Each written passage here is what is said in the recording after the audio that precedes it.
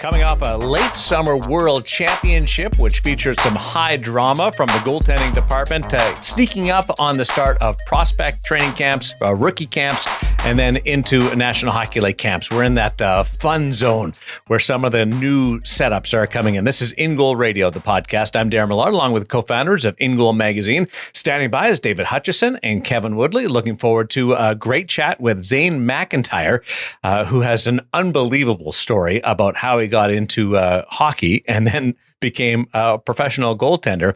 It takes us on that journey through small town Minnesota to NCAA and then into the professional ranks. And we're also going to visit our good friends and the sponsor of this podcast, In Goal Radio, the podcast, brought to you by the Hockey Shop, source for sports story, thehockeyshop.com. Our gear segment will deal with the Brian's G-NETik 5 lineup, which is on the shelves, is ready for you to purchase as we bring in the aforementioned co-founders.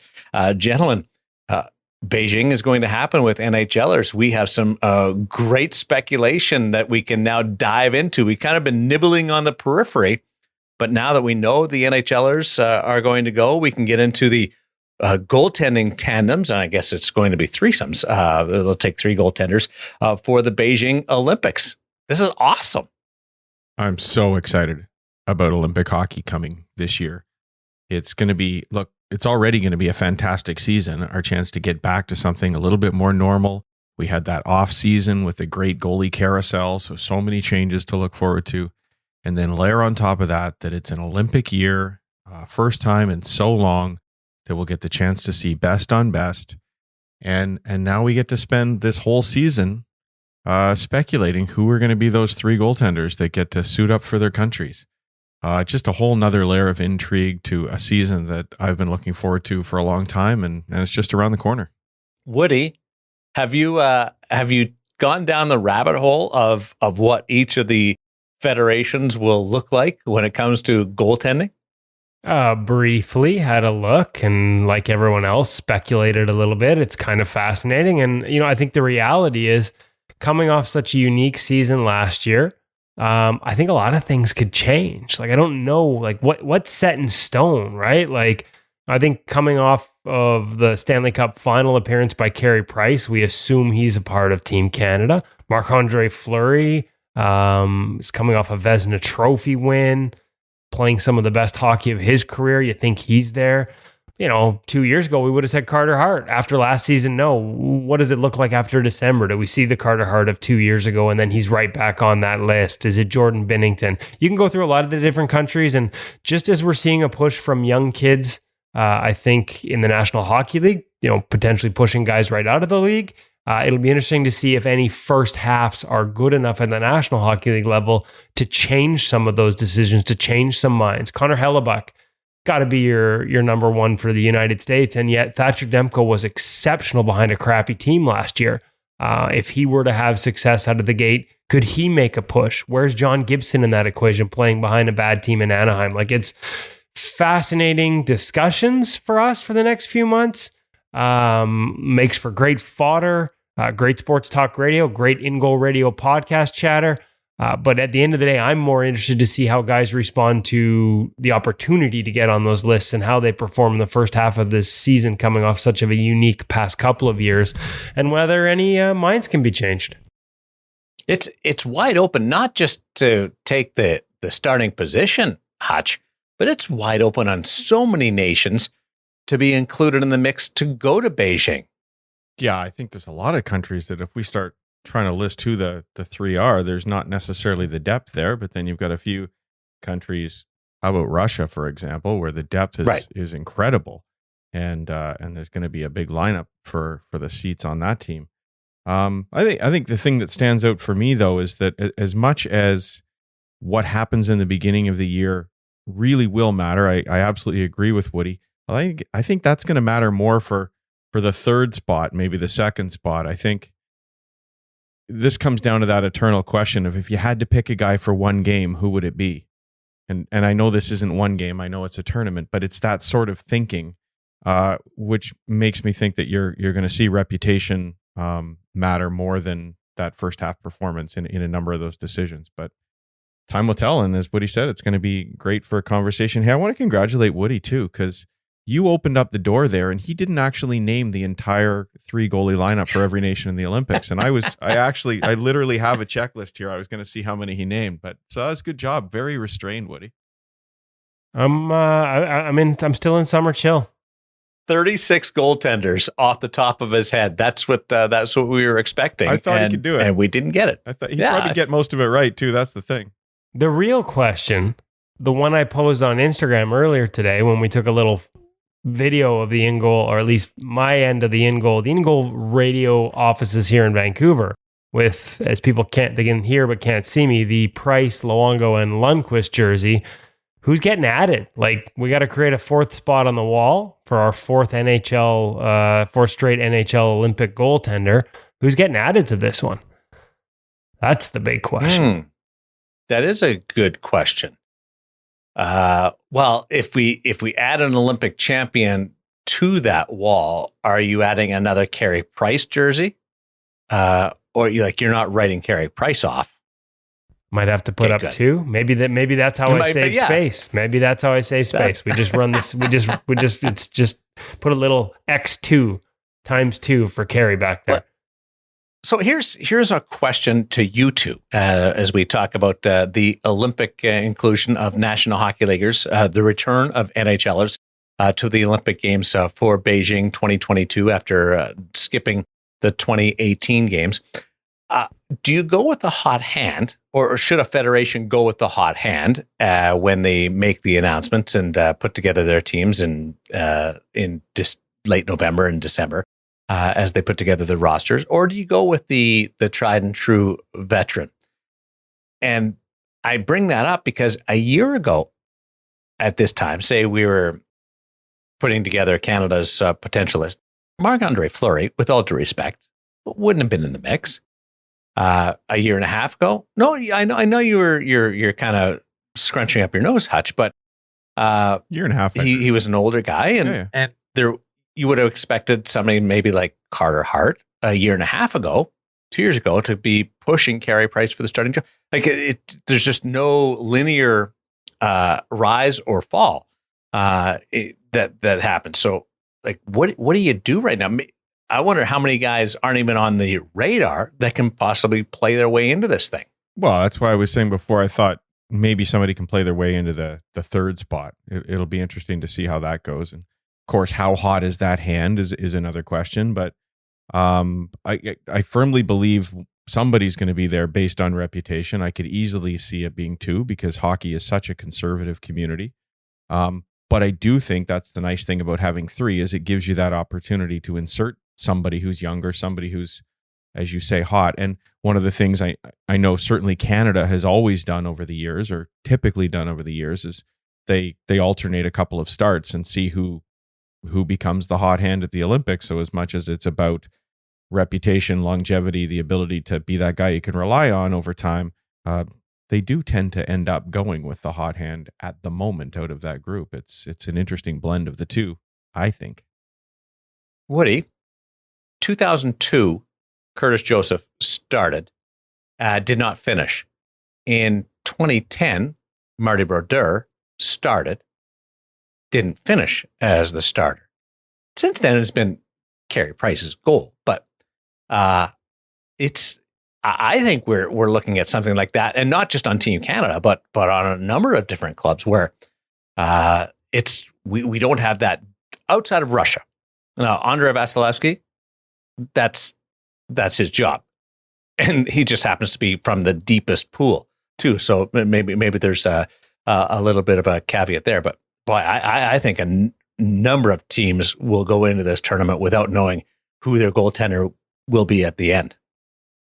Yeah, and again, like, I think it's fun to speculate, but it's all going to depend on form, on health, on how everyone's going on. And that'd be the other interesting part is, like, how do you match sort of, you know, if a guy's been playing behind a fire wagon team in the National Hockey League and all of a sudden, you know, Canada decides to, you know, for lack of a better term, Mike Babcock it and just shut her right down. Because that's the one thing about Sochi, right? Like, for all the talent that Canada had, like, they were defense first the whole way, right? And that's what made it impressive. I mean, maybe not the most entertaining, but you basically got a bunch of the best in the world to buy into shutting everything down, and Carey was perfect, literally behind it. But not every guy is going to be able to flip that switch necessarily. So there's so much that could happen between now and then. So many different names that could rise or fall, that could be healthy or not, and what's going to be a massively condensed season. I'm just excited to sort of watch it all unfold.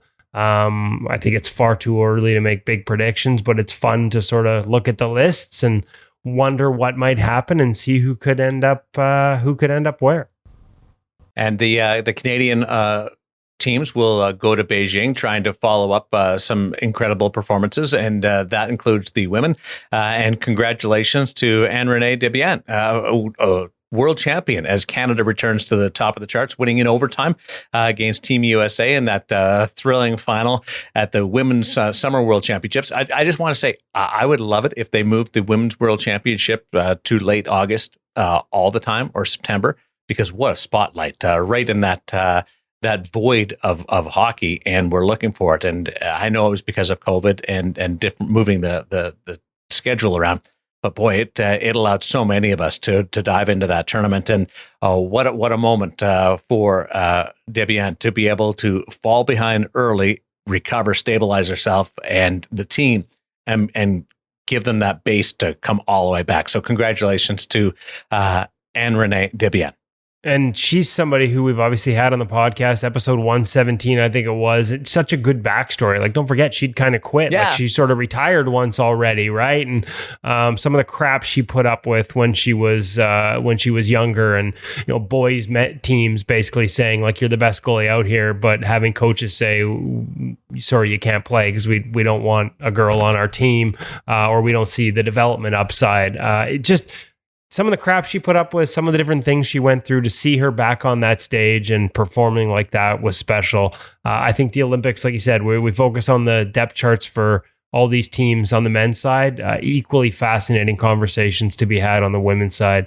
Is Nora Ratty a part of the conversation for Finland after not being able to attend this World Championships a past couple of weeks ago? I got to say, I didn't get a chance to watch as much. I hear you on the August thing, just for me wasn't good. Was away for that week, and it was really hard sort of off the grid to kind of keep up with it. But certainly when you look at some of the numbers, like 2.7 million viewers for that gold medal game up here in Canada alone, obviously worthy of the spotlight, and shows what happens when you put women's sports on television. People watch, and they provided an incredible entertainment value. And I thought that there was some good competition throughout the tournament. Hutch, the gap is closing. Not a ton, but we don't have like parity across the tournament. But it's getting better, and we're starting to see some other federations push a little bit. But again, that rivalry, Hutch, Canada USA, is just it. It is one. Women's hockey, Canada USA, is one of the best in sports. The intensity is unbelievable yes. on the ice, isn't it? Yeah, you can just feel it as I think we grew up watching the men, Canada, Russia. You could feel that, you could anticipate that was coming all the time. Now we can anticipate the Canadian, the American women almost always, and the seesaw battle back and forth between them is absolutely incredible. Awesome, and I just it gives you that carrot for and just one more note. Women's sports, Canadian soccer, Canadian hockey, goaltending played a big part in both of them. I know it's a hockey podcast, but the soccer and the Olympics and going to a shootout and then into the World Championship and winning in overtime. That was just cool. Women's sports. No, we don't talk about soccer as goalies. We don't. I just fetal position, back corner of the room. You see the size of that net? I can't do it. I can't do it. No, but she could teach a lesson to every goaltender. It was on in the wee hours of the morning. I meant to get up. I didn't. As I grabbed the phone as I wake up, and it's gone to the shootout. And to see that smile, and to see that confidence, and I mean, I guess if you're on the other side of that, you probably didn't appreciate how she was acting. But I as a Canadian, as a goaltender, absolutely owning the other team, I thought it was incredible. It was so much fun. So congratulations all the way around on that. The Hockey Shop, source for sports Surrey, thehockeyshop.com, presenting sponsor of In Goal Radio, the podcast, and really cranking things up. We'll get to the gear segment in just a little bit with the Brian's G-NETik 5, but they are really, like, this is go time, and it's the first time in a while. We've got a couple of start stops, but the traditional September around the Hockey Shop right now, Woody. Yeah, and busy time of year, all hands on deck. I think you're right because of the starts and stops, and I think because a lot of young goalies out there probably changing teams, not certain where they're going to end up, maybe being left to hang out a little longer before they find out. There's going to be a rush for sort of new gear, sort of late in the game, maybe later than usual. And if you've got something that you need to sort of round out your bag for the upcoming season, make sure you check them out at thehockeyshop.com, online or in person at the store in Surrey. They basically everything you need. If you're going in buying off the rack and you just need white, they got it. Colors, they've got a deep enough selection. They'll be able to set you up for whatever your local hockey team looks for or looks like this year. Top level, pro level, down to sort of the senior and intermediate and junior sizes. Cam's equipped. He is stocked up. The new stuff, the new G-NETik, everything is there. Just make sure you check them out. Get sized up right. Maybe you've had a growth spurt since the last time you've been on the ice. Wish I could say that myself. Maybe like me, you've shrunk since the last time you've been on the ice. Maybe like me, you need a bigger helmet because you haven't had a haircut in a year and a half. Guaranteed, Cam's the guy to get you sized up properly for your upcoming season. It may feel like it's last minute, but they've got the inventory to make sure you're taken care of, sized up right, and ready to play your best this year. So make sure you check them out at the Hockey Shop and thehockeyshop.com. We've had more than one discussion on this podcast about mask fitting and how the backplate should fit and it shouldn't be sticking out. Can you imagine, Hutch, what Woody's backplate would look like with that mop of a salad that he's got right now if he puts the mask on and tries to go out and play? I like, there's no way he's getting everything in there and the plate not sticking out and being able to put a couple of fingers between the mask and the plate. Yeah, too much salad for the bowl on Woody over there, isn't it? The question is going to be, how does that backplate feel when I've got it in a man bun? Well, I think he'd be safe though, because there's so much hair there. It just provides all the padding in that big gap anyway. So, in Woody's case, he's probably fine. There's not much left to protect up there, anyways, guys. Let's be honest. I can't wait to get a picture of that when you send it off. Let's get into our gear segment. The Brian's G-NETik 5 is out. Just set the table for us, Woody, if you can, before we hand things off to Cam over at thehockeyshop.com, because this has been much anticipated from Goalies Only. Well, I mean, it's been a couple of years, right? No new line last year with the pandemic and everything that went on. As everyone, I think most people know by now, Brian's is a company that launches in the fall. And so G-NETik 4 was an exceptional product. The question was going to be, how do you take it forward? They've sort of developed two very unique lines. For the longest time, Brian's lines were kind of blending together, where the features from one matched the features from the other, and there wasn't a lot to differentiate the two.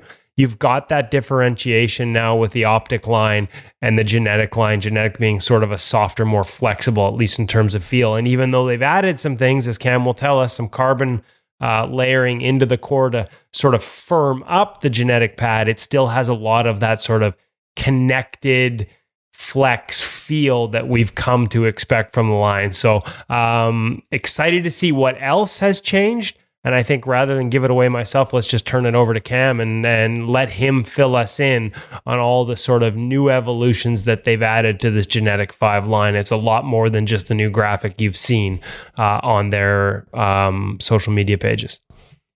It is the gear segment on In Goal Radio, the podcast presented by The Hockey Shop, source for sports Surrey, thehockeyshop.com.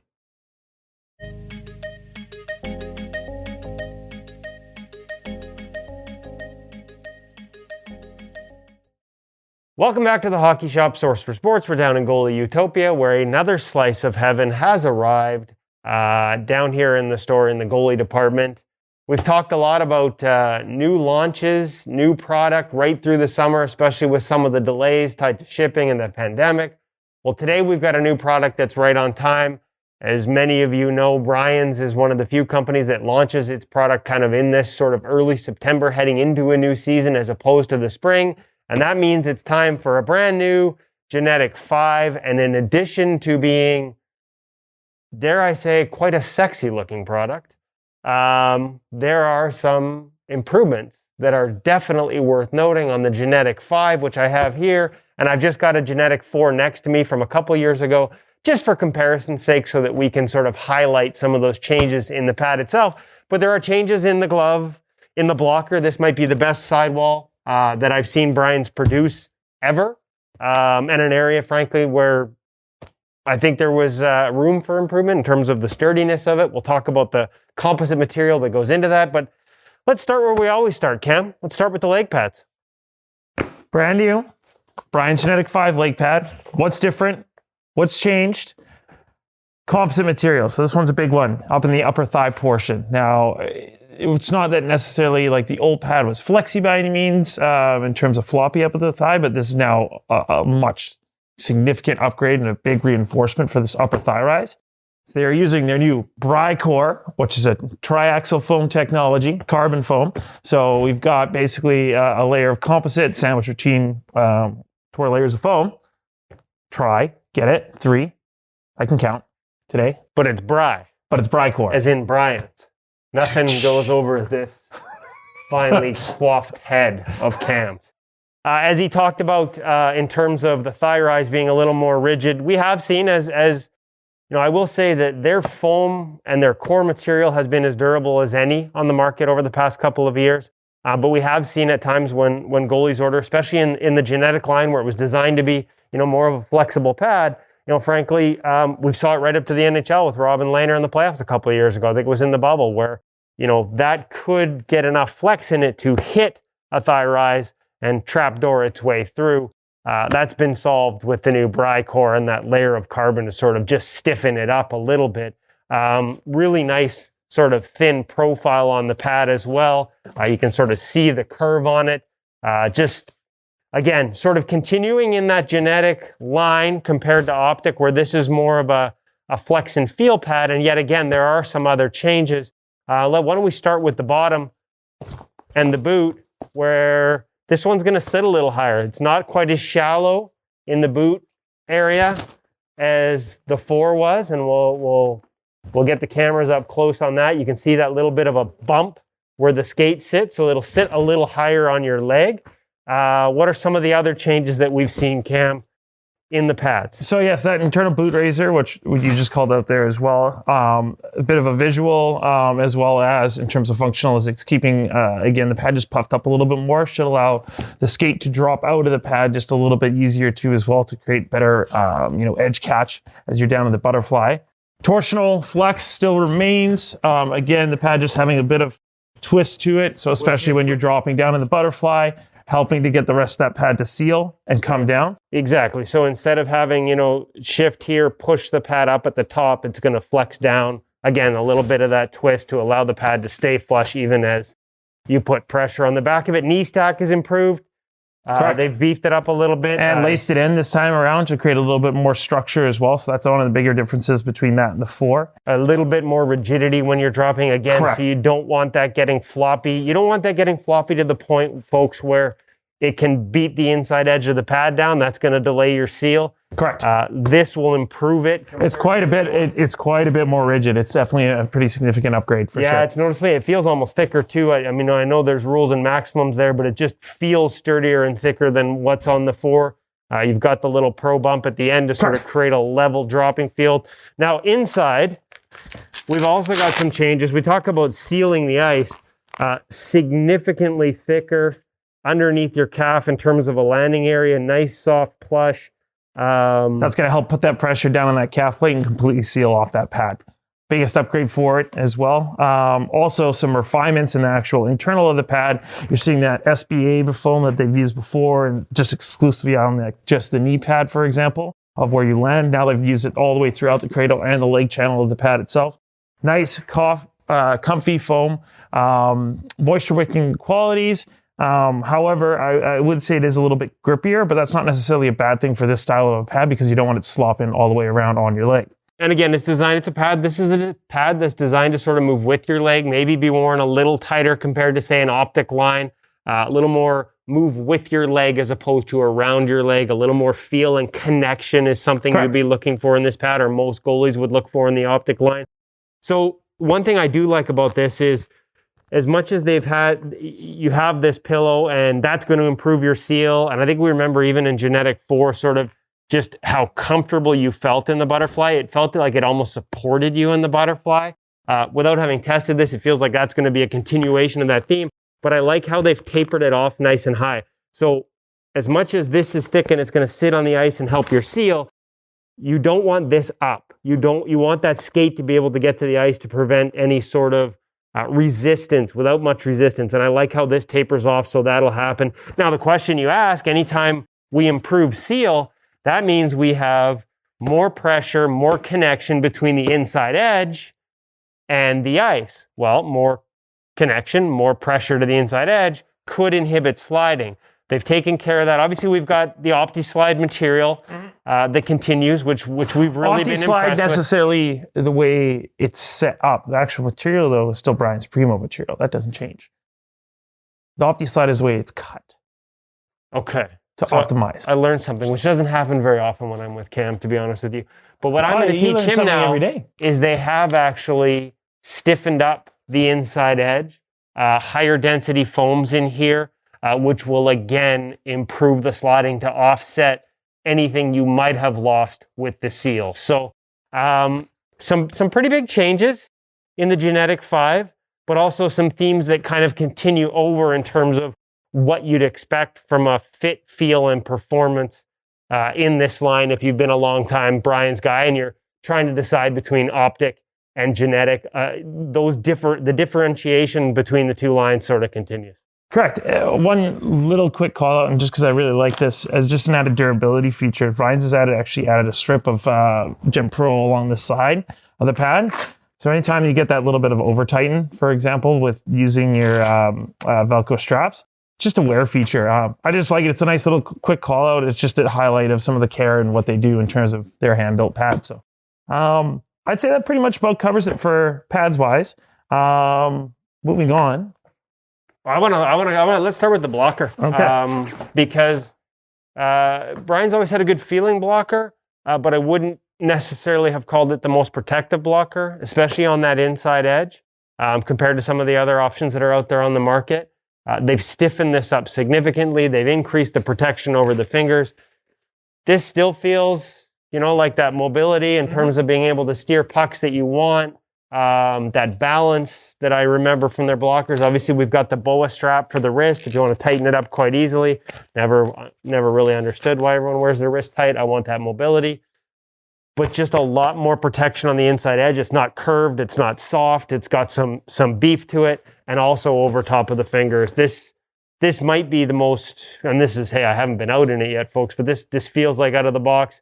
We often gloss over blockers, but this feels like a significant improvement. Yeah, and it has a lot to do with, again, that carbon foam that we were talking about earlier. That Bri-Core technology returns in the blocker itself for the actual blocker board face and the sidewall, again, calling out how much stiffer that is in terms of rigidity-wise.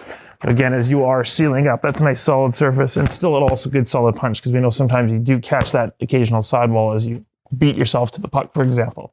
Better finger protection as well. It's been beefed up. You get that nice kind of almost armadillo wrap to your fingers. Nothing's exposed. Removable thumb pillow.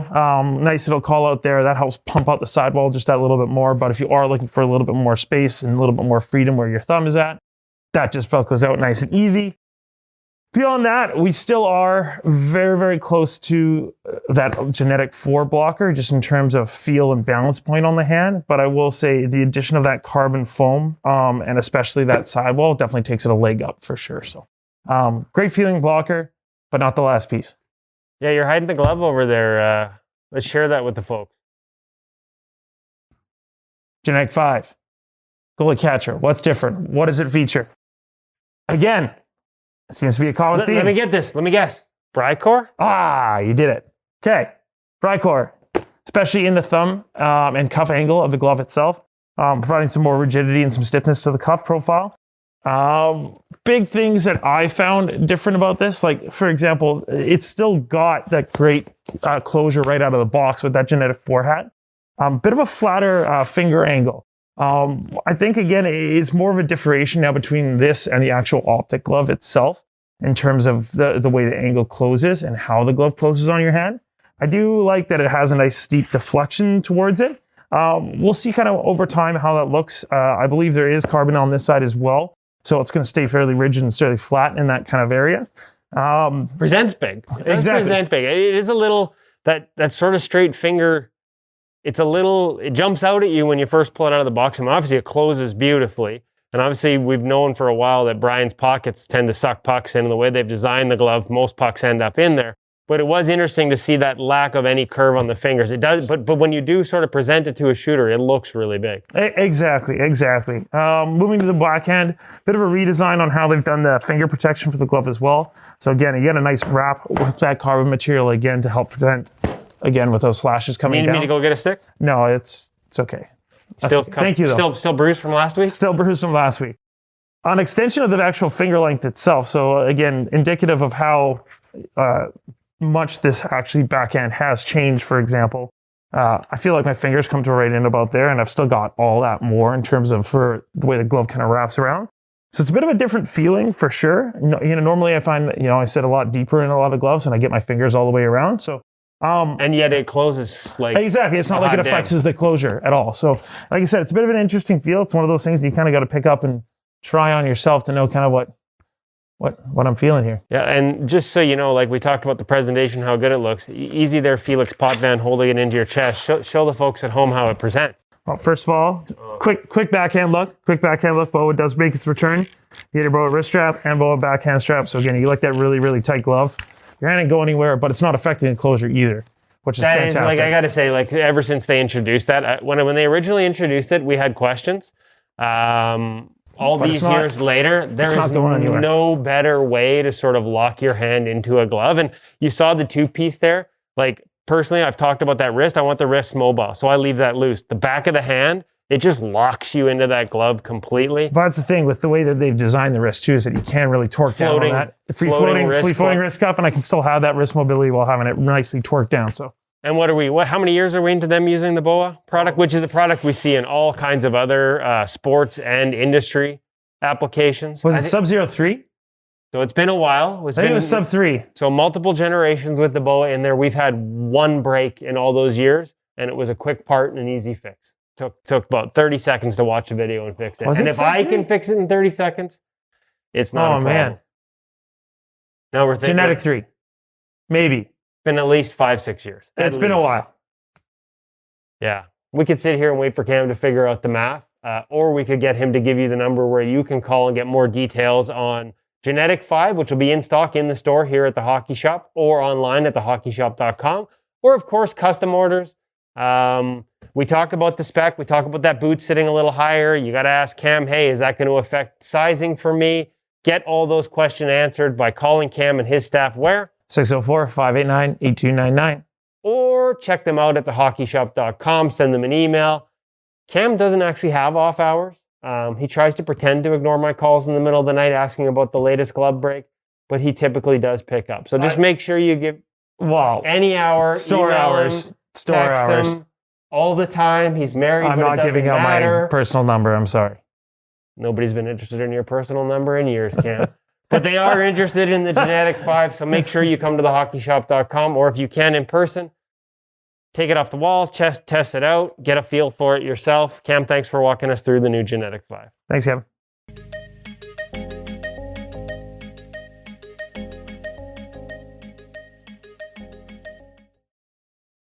Love new lines coming from Brian's and Goalies Only.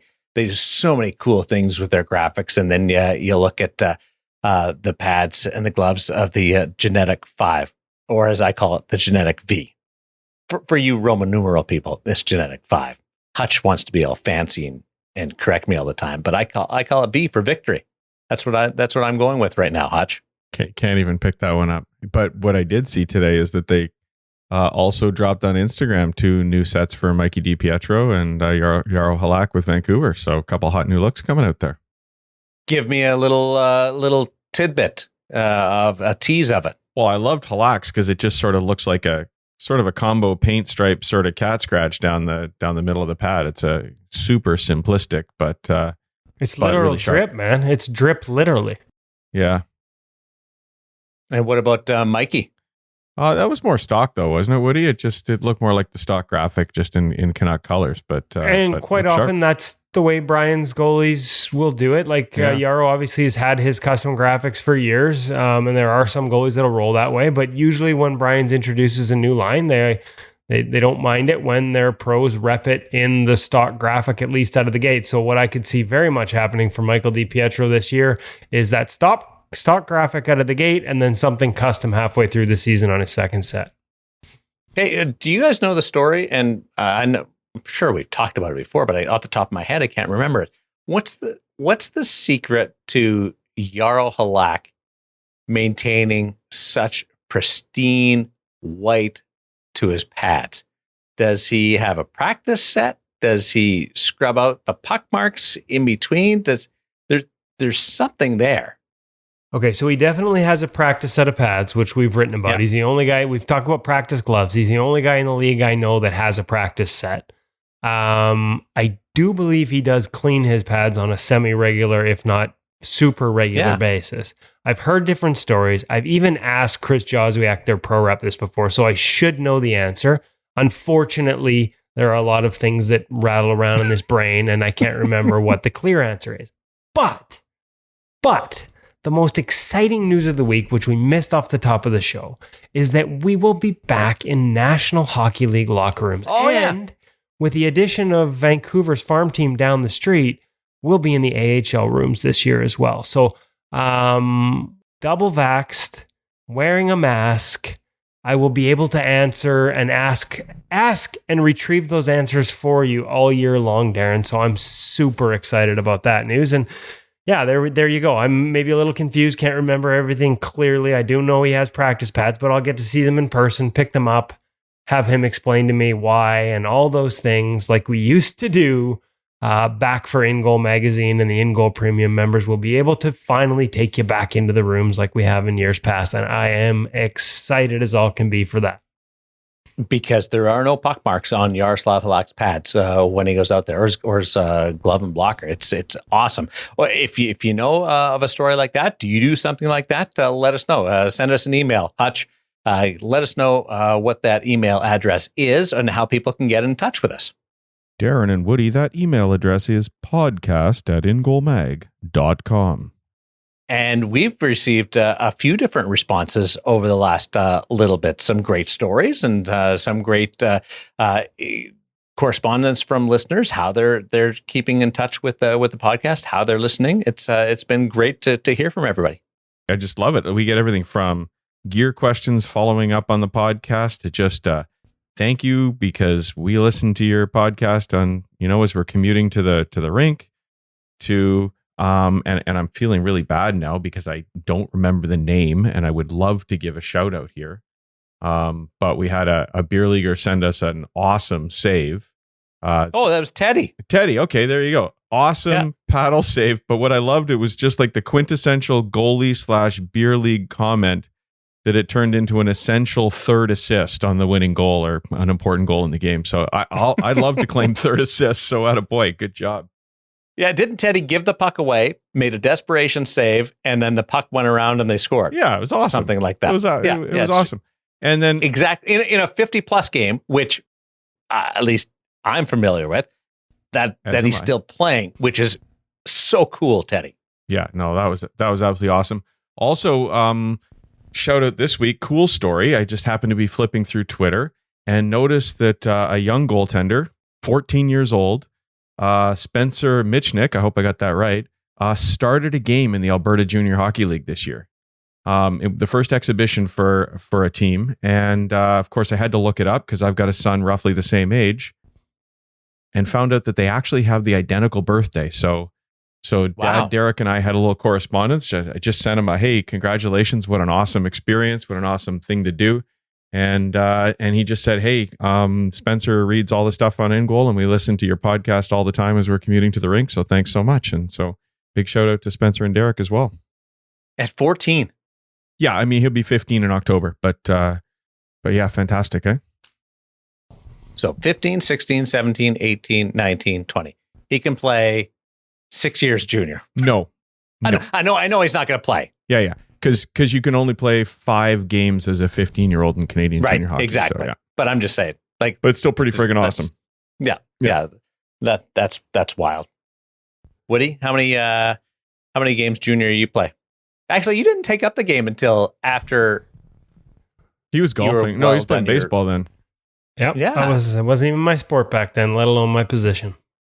See how things changed. It's unbelievable. And Zane McIntyre is the same way. Like he was a late add to the hockey world, and the way he got involved in hockey and then goaltending and then the professional ranks is a wild journey. And we'll get into that as we get to our feature interview presented by Sensorina VR. Hutch.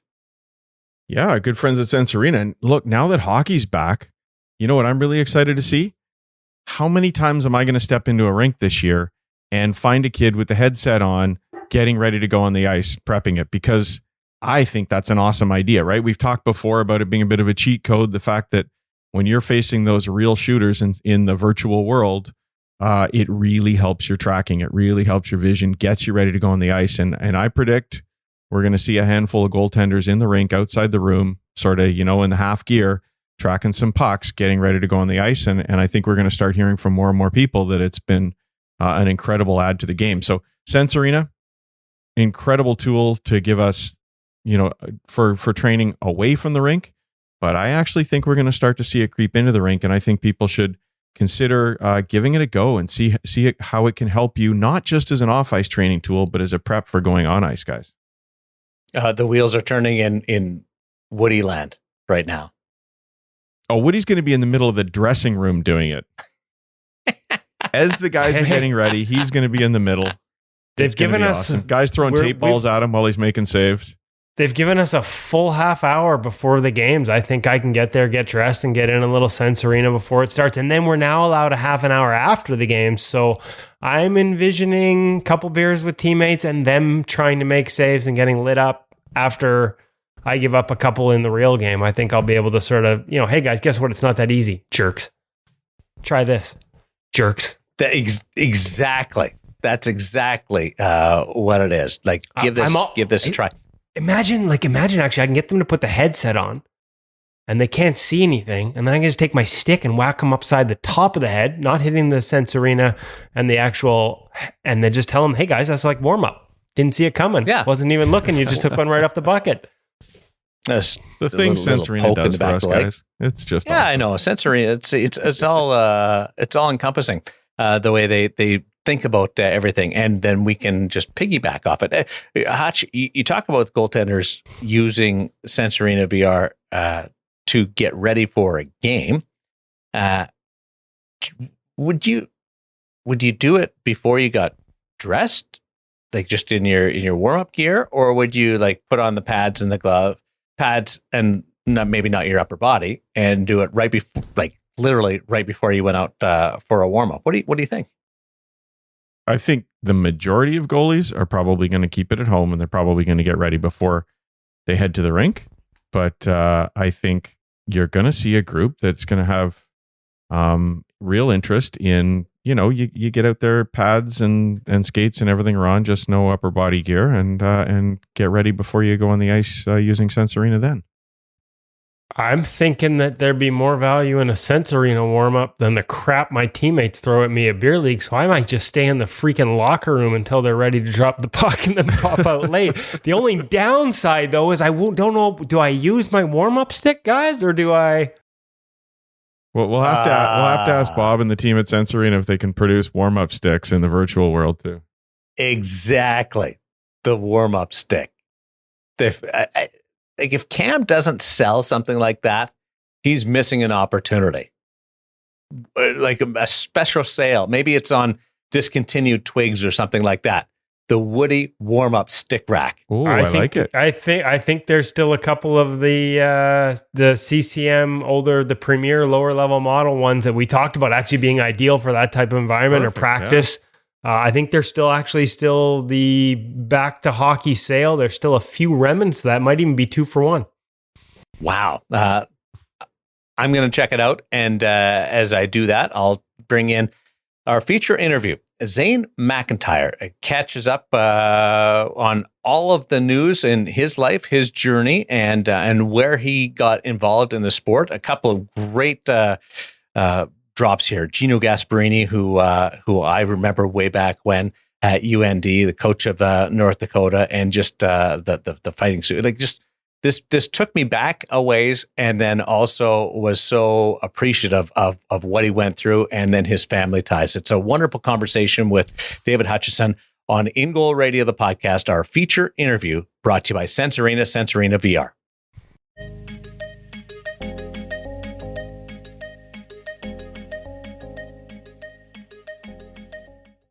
So we are here with Zane McIntyre. We are in beautiful Kelowna at the Net 360 goaltending camp, and Zane's been kind enough to sit down with us for a few minutes here for an upcoming podcast. Zane, welcome to In Goal Radio. Yeah, thanks for having me. My pleasure being here, and it'll be fun.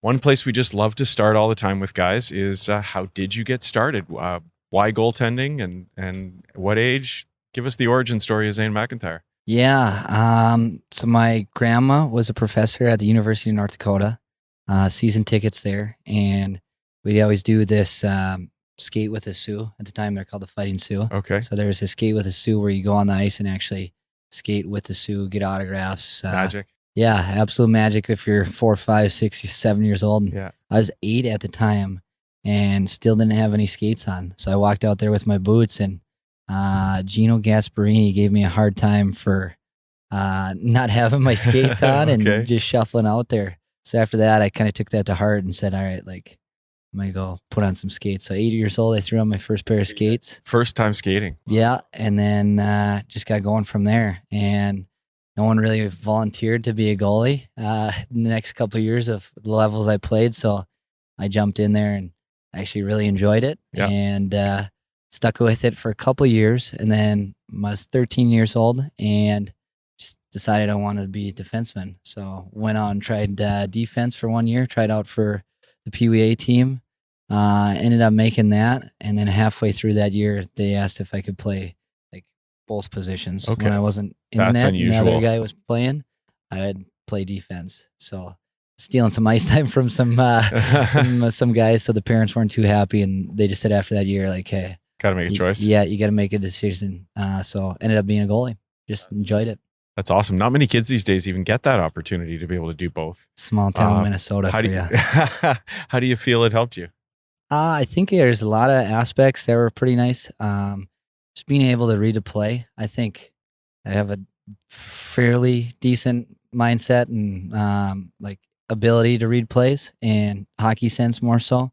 That maybe came from playing defense or playing out 13 years when I was 13 years old, you know? So I think that's helped, and just skating ability too, right? Like you just able to feel your edges, you know, when you're skating out and moving around, and then even when you're in your net too. Like I think it helped in that aspect. So there's definitely some pros and cons to it both, but maybe maybe I'd be a little bit quicker or something, or maybe I'd be that much smarter if I just played goalie the whole time. Who knows? I just it's not the right way, it's not the wrong way. It's my unique way, I guess. Well, and you made a career out of it too. So well done.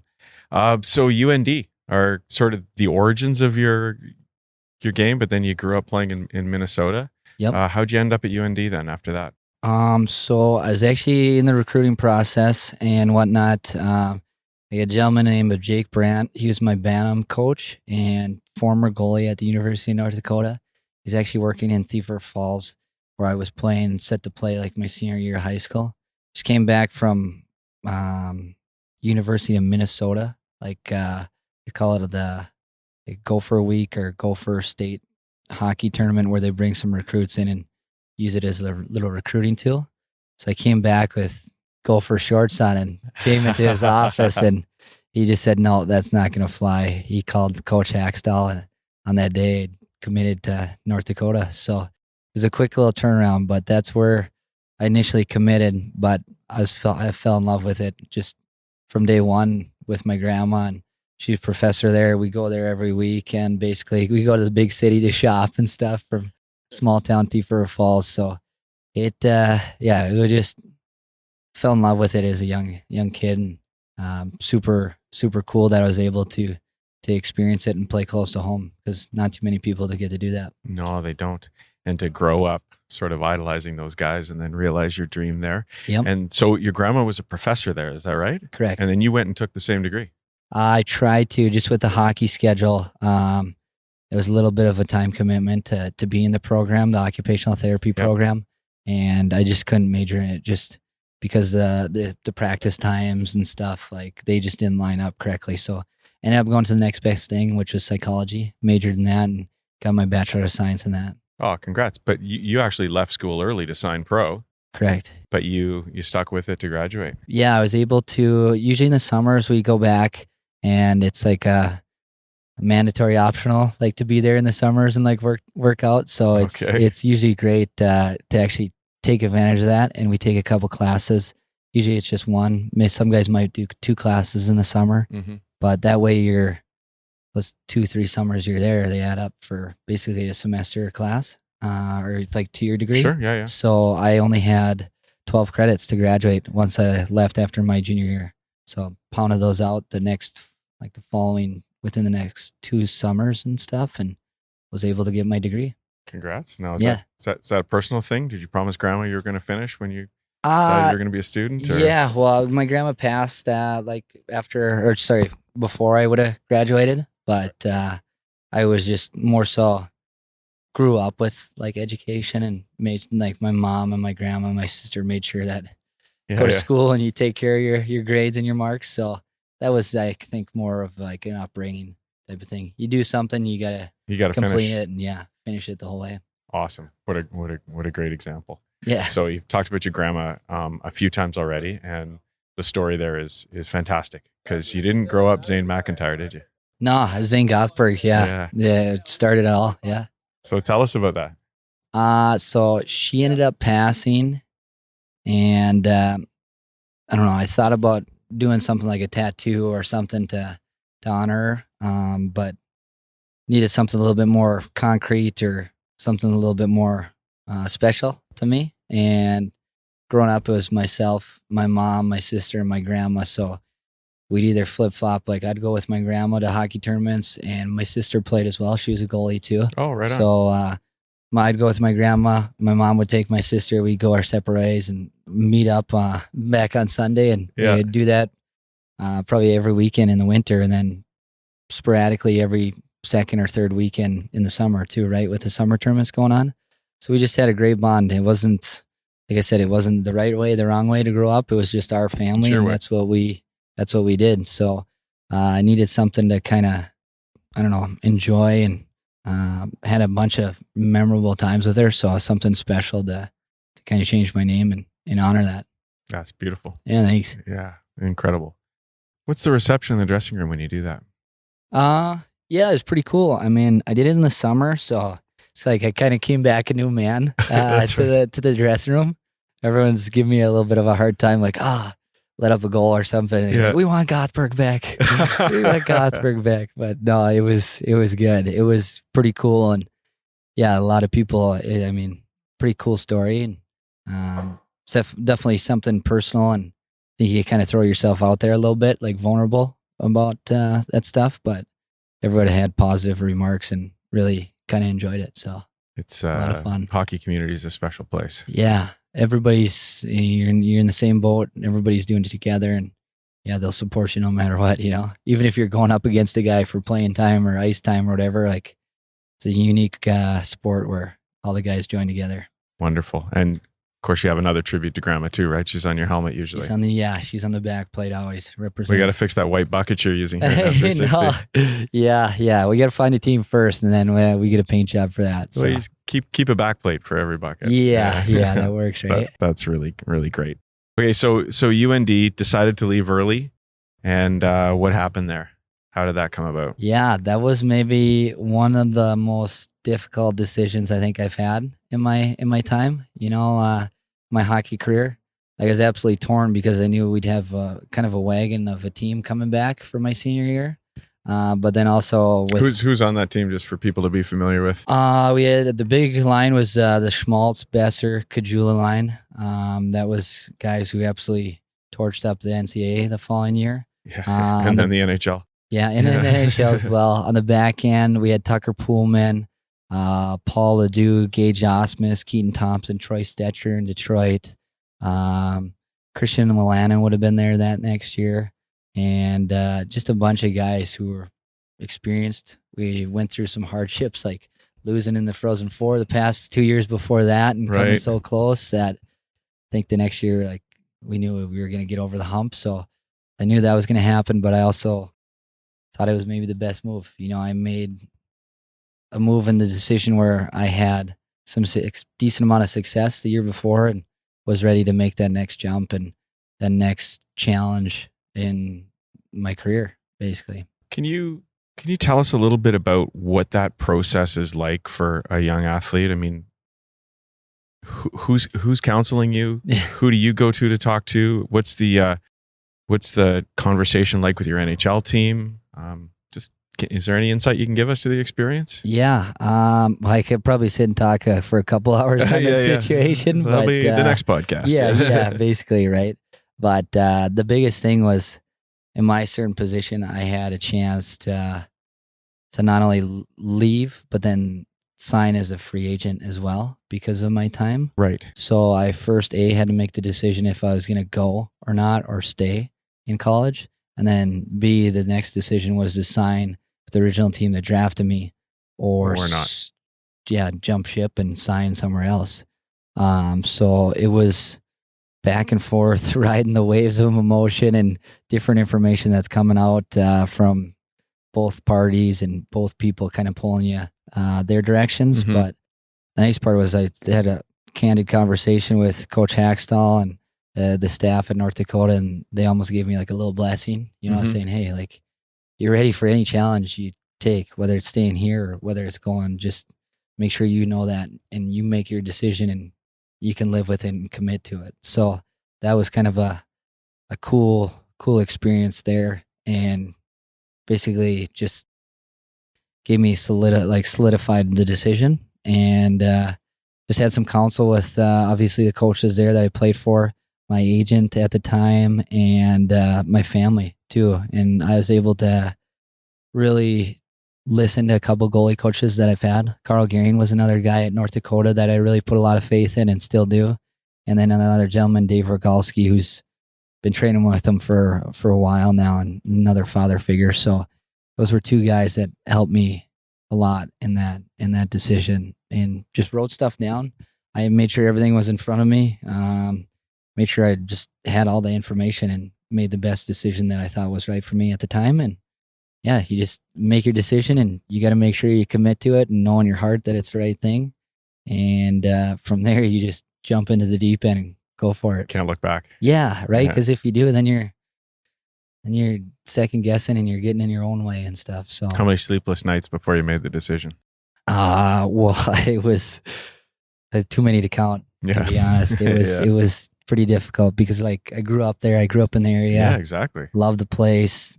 Had a lot of we went through some heartbreak, right? Losing to BU, and then the year before that, losing in 0.6 seconds to the Minnesota Gophers. So it was, we knew we were in for a treat next year, but it is what it is. Made the decision, just kept going forward. There you go. So now you start a pro career? Yep. And where'd you start? What was that like? So we were pretty spoiled in University of North Dakota. Like, our amenities, locker rooms, all were unbelievable. So I ended up going to camp in Boston. I get sent down to the American League in Providence, and I'm walking in and going to the bathroom, and we just have like a strip of carpet like leading up to the urinals and stuff, and it was like there's stuff all over. It was a little dirty and stuff, and they go from marble floors and everything at North Dakota to like thinking, where the heck am I right now? Because never been to Providence, Rhode Island, never even been to the East Coast except for playing hockey. And my junior career was 2 hours away from my hometown. My college career was an hour away from my hometown. So similar to the guys that play junior and go to pro, like I was just kind of thrown in the fire, and it was a little bit more socially, I'd say, able to control it, just like paying bills, going grocery shopping, all that fun stuff. It's a lot to learn there. Because I going through college, so I did that, but it was definitely a learning curve and an adjustment just because you're halfway across the country.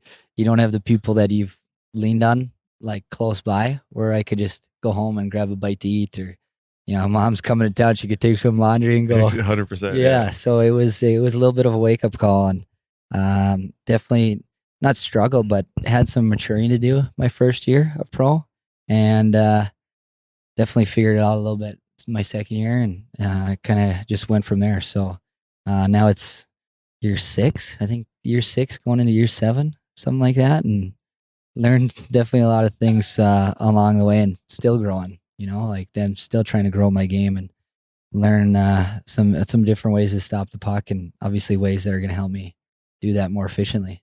What's that experience the first time you stepped on the ice for an NHL game? It's pretty crazy. I remember going through morning skate and just thinking like, wow. When did you know it was going to happen? There was rumblings the night before. We played back to back. I want to say we were in Boston playing Minnesota. Or no, we had a day in between. In Boston playing against Minnesota. And I ended up coming in relief after that game, And then the next day was a practice day. And I think I knew that night that I was probably going to be playing. Okay. And didn't sleep too much. Another sleepless night. Yeah, I headed to the mix. And then the next day woke up and just remember looking at my phone and getting like a little notification from the NHL app saying like, because I favorited us with Boston, favorited it and stuff. And so they sent a little notification saying like, Tuukka out, like Zane McIntyre to start first career game. And it was just like, wow, like that's kind of pretty surreal. So step on the ice and just kind of try to take a deep breath and soak it in. But man, yeah, pretty surreal experience, and just really enjoyed it. A really cool experience. First start was against Henrik Lundqvist. Second start was against Carey Price. And then third start was in Carolina. So a couple of decent guys to go up against. But the more you're around these guys, it's the more and more knowledge you get, and the more belief I think you get too, that hey, you can do this and you belong. You can make it happen. So it's at first, when I was early in my career, there was maybe some thoughts that were in the other direction, just challenging the belief a little bit, but now coming and working with a couple guys that I got in my corner now, it's a different belief system, and definitely trying to make sure I can stick now. So are the mental skills coaches, you mean, this sort of thing? Yeah, I got a mental guy. Can you tell us about who they are and what they do? Or so I actually, the guy is named Pete Fry. I've been working with him for a bit. Sorry, I knew that Pete was one of those guys. Yeah. Full disclosure.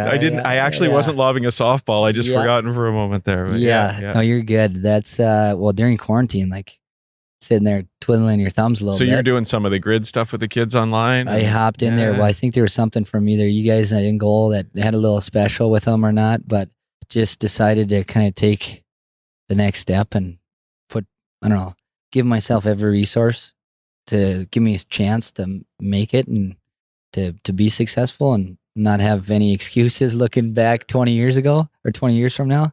So I reached out to him during quarantine, and we've just been hitting it off, and got a nice little support group with this little mastermind group that we got, and a couple. Who else is in your mastermind group? Pretty impressive people: Carl Stankowski, Beck Warm, and then Dylan Ferguson as well. So quite the crew. It's just nice to have that those guys in our corner, and then Pete's pretty dialed in as far as the organization and seeing your kind of clear picture you want to get to at. We always talk about that. We were on the golf course last night talking about have a clear picture.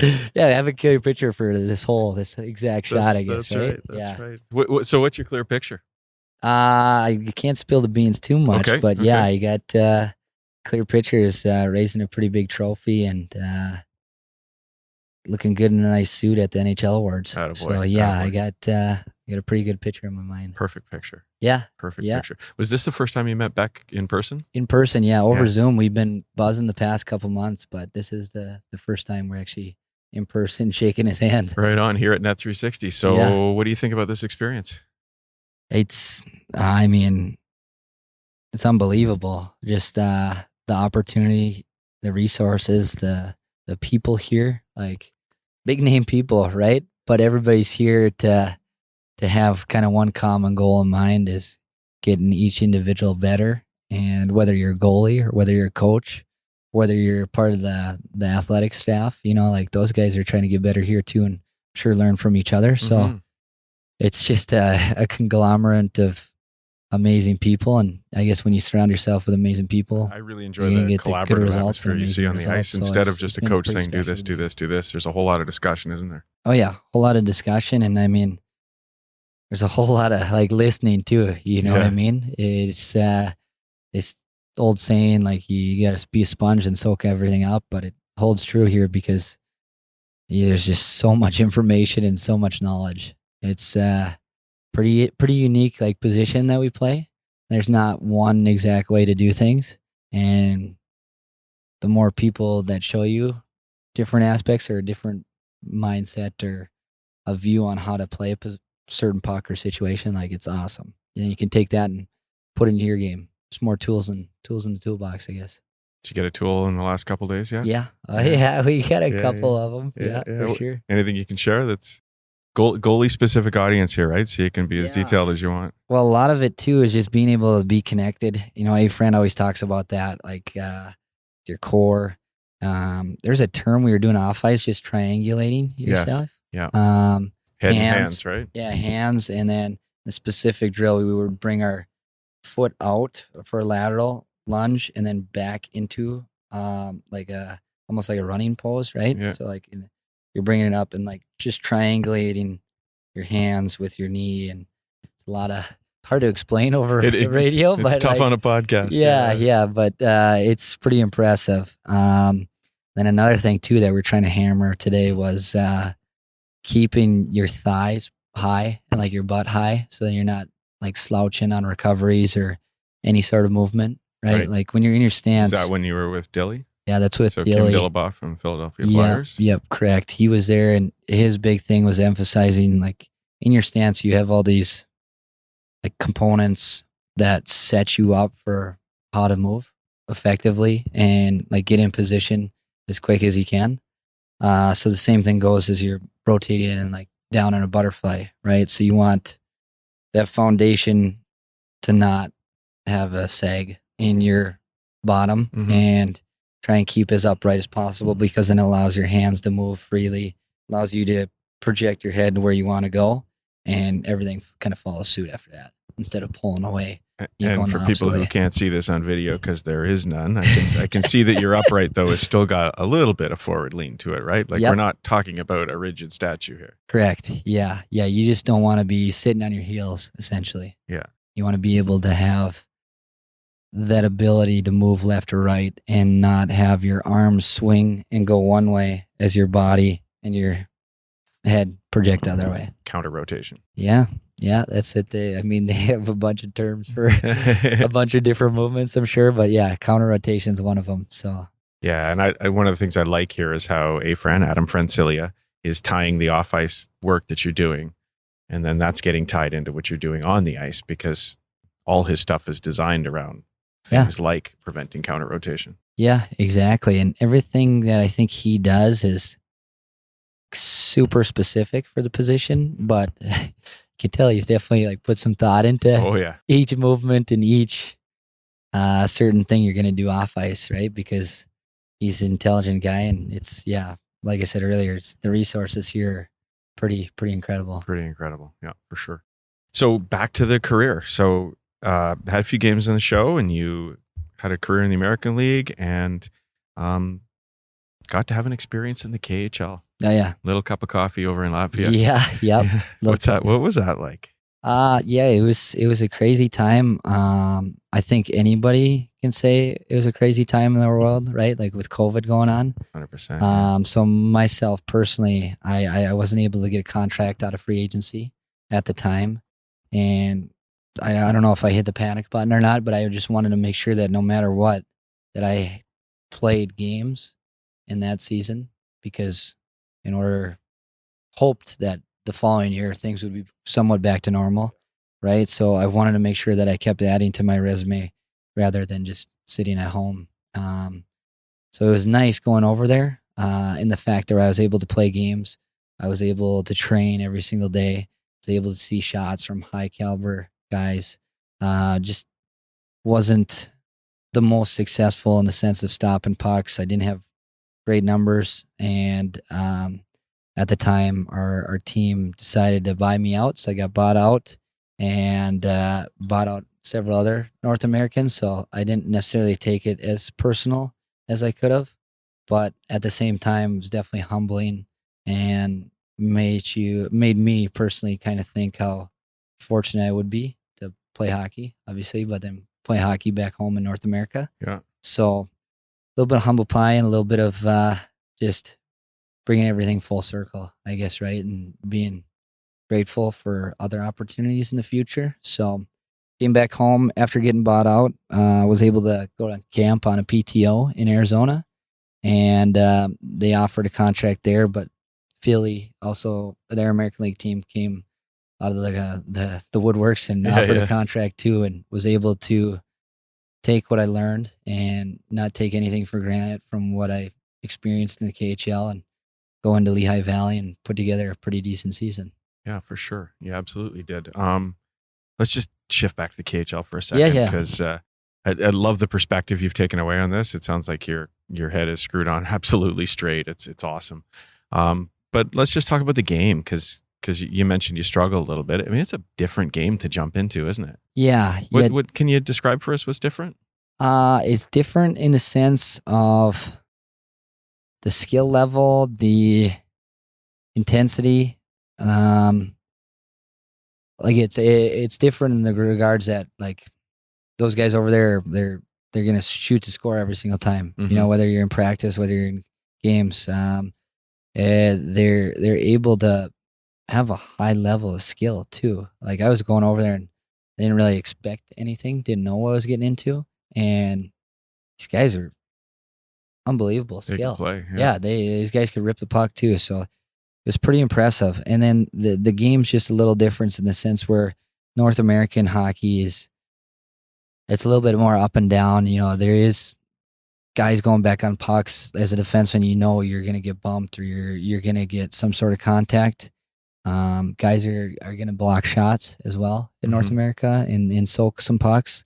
I can remember Tucker Pullman going face first into a puck in playoffs. You know what I mean? Like, it's crazy. So over there it was a little different in the regular season. I only experienced the regular season. I didn't experience Yep. playoffs over there, so Yep. it could be different. But power play was a big thing over there. Guys would definitely make some good plays and take advantage because they had the skill. And then there's maybe a little bit more room too, because Bigger ice. the bigger ice and the physicality. Maybe Mhm. not as much checking and guys going through players. So it allowed guys to get up in the ice and get up as the second, third waves on the rush and stuff like that. And so you got to be good on your edges even Yeah. more over there. You got to trust yourself even more. You know, trust your edges and trust your footwork, because there's going to be plays. There's going to be plays that are broken, you know, being sent through the middle of the ice and might pop out somewhere. So yeah, it was a different game in that aspect, and it's kind of a wild time, to be honest. So did you get your KHL issue yoga blocks to insert in your pants? No, I did not. No, I should have tried to pick some up and bring those home, but Did you see anything Yeah. interesting equipment wise over there? there was definitely some stuff that was a little interesting. Nothing too out of control though, but I mean there are some things where guys will put some stuff in their equipment and whatnot, but the shoulder floaters were kind of interesting over there too. There's pretty big shoulder floaters. Now, were up you there. playing with your own stuff, or did you actually I- get some new non-regulation? I did. I've had all my stuff from the NHL and whatnot. So NHL sizing, on the chest and pants, and Yeah. just all my gear too. So Would have been nice to come home with one KHL chesty, I think. yeah, I think so. Couldn't wear it though here. No, That's of the course hard you part, couldn't. right? I just want to see it. Just hang it up in the garage or something. So it sort of sounds to me though like that experience from a technical perspective probably helped you a little bit when you came back to Lehigh Valley. Yeah. Technically, I was able to really experience some different situations and like grade A opportunities. At the time, our team wasn't so great, so I got to experience some pretty good scoring chances, and actually experienced a high level of like penalty killing too, right? So that their PK and every single team was pretty deadly. So that was a lot of fun. And each place you go, good or bad, experience whatever, you got to take some sort of information or some sort of technique and evolve it, right? So I think my footwork and reading the play was one of those aspects that happened, and I was able to take away and get better from it.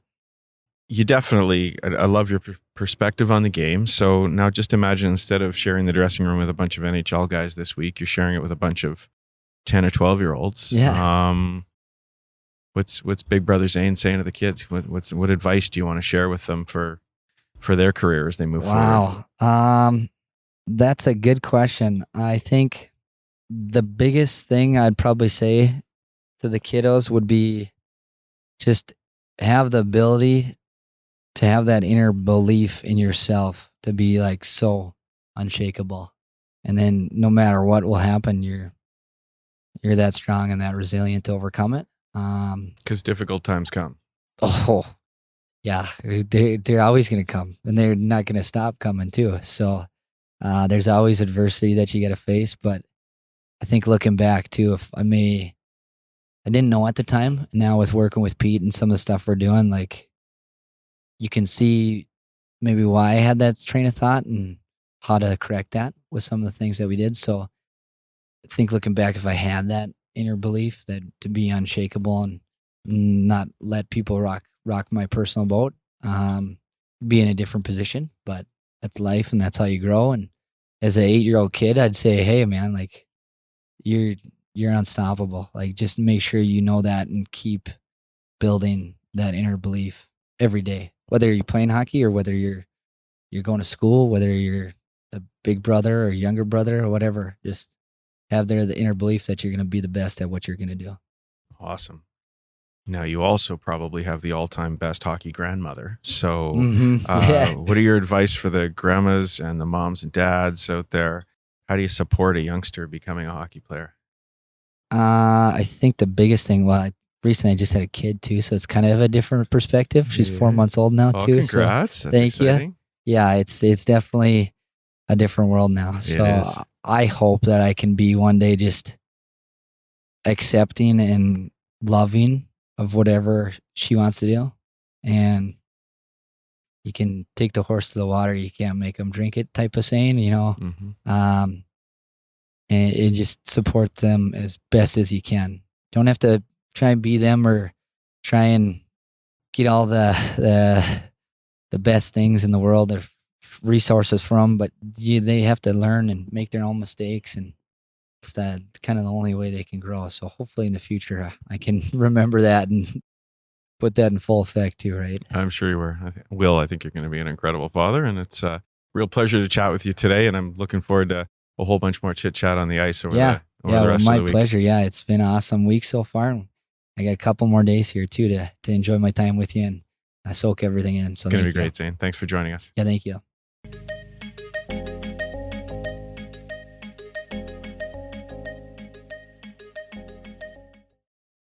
Thanks to Zane McIntyre. Wish him the best of luck this coming season. A journey beyond journeys, going out in his boots on the ice.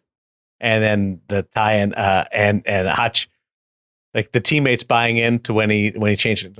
Incredible, tear-jerking tribute to his grandmother, but the teammates buying into it too with the jabs back and forth. Yeah. Oh, it was awesome. What a first-class guy. And thanks to our friends at Net360 and Alpha Hockey that made that possible, because that's where we were at the time of the recording. And it made me think of my beer league experience because as I think I've told you guys before, if I'm out there and I'm not playing well, there's nobody left on the bench, so all we can do is change my stick. And so that's how I would pull myself and put a new goalie out on the ice. And so that resonated with me when he said his teammates would rib him a little bit and say, we want Gothberg back, please. Yeah. And of course had me thinking of the backup stick a little bit too. But what a great person. It was a real pleasure to get to know Zane a little bit and longtime in-goal premium member, I must say, pretty much right from the beginning. And so lots of great content up on the site right now that hopefully Zane's looking at, Woody? Especially still Hutch is rolling out part 2 of that Mike Smith puck handling tips. Nothing like getting to go on the ice with one of the best puck handlers in the game and have him explain to you the keys. So we've got a multi-part series up there at ingoalmag.com for In-Goal Premium members. First 2 parts are up with Mike Smith. New pro reads up with Eric Comrie, and breaking down a power play chance against the Buffalo Sabres, Eichel, Taylor Hall, and just a really thoughtful video review session with Comrie. He's so good at that. He'll tell you what he thinks he did wrong on certain plays. He's open and honest. But because it's a power play, like everything from out skating it to how he was managing screens, then to the play itself. So some really good breakdowns there. And of course, you don't have to be an In-Goal Premium member to look at our gear reviews. You don't have to be an In-Goal Premium member to watch our replay of the webinar we did with CCM's design team this past week. That's now live for everyone to watch, a replay of it. We sat down with 3 members of CCM's team. They took us behind the scenes on the testing and sort of the development process that led to eFlex 5.